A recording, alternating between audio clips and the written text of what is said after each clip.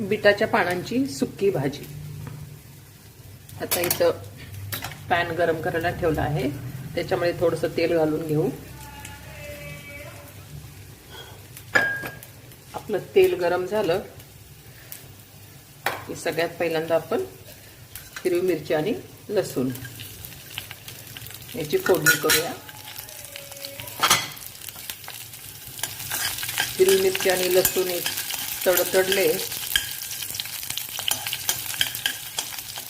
मस्त फ्राय झाले की ह्याच्यामध्ये आपण बारीक चिरलेला कांदा,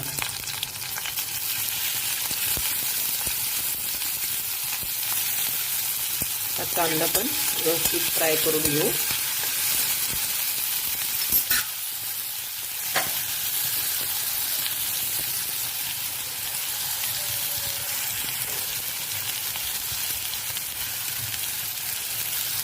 कांदा मस्तपैकी फ्राय झाला यातली कांदा खूप असा लाल नाही करायचा, थोडासा गुलाबी रंगावरती आला की आपण आपली भाजी याच्यामध्ये ऍड करू।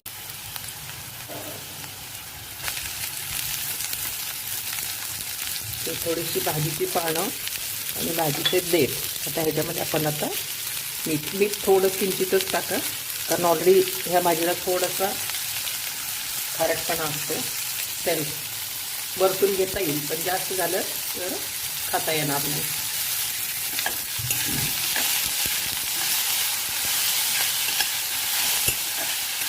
मस्त परतून होते भाजी।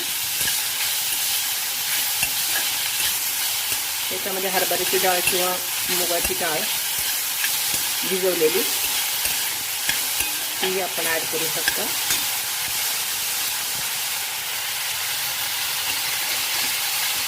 ही भाजी शिजून बऱ्यापैकी कमी होते, त्यामुळे आता मी जी बनवते ते फक्त 2 व्यक्तींसाठी। गॅस थोडासा हाय ठेवलेला आहे, भाजी परतूच तोपर्यंत। ही भाजी छान परतली ना की एकदम टेस्टी लागते।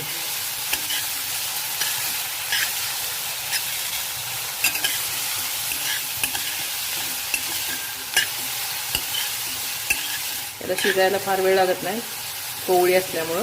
आता मी याला 5 मिनिटं झाकून शिजवते, गॅस कमी केलेला आहे पूर्ण। 5 मिनिटं ही भाजी झाकून शिजवली आणि आता ही छानपैकी तयार आहे।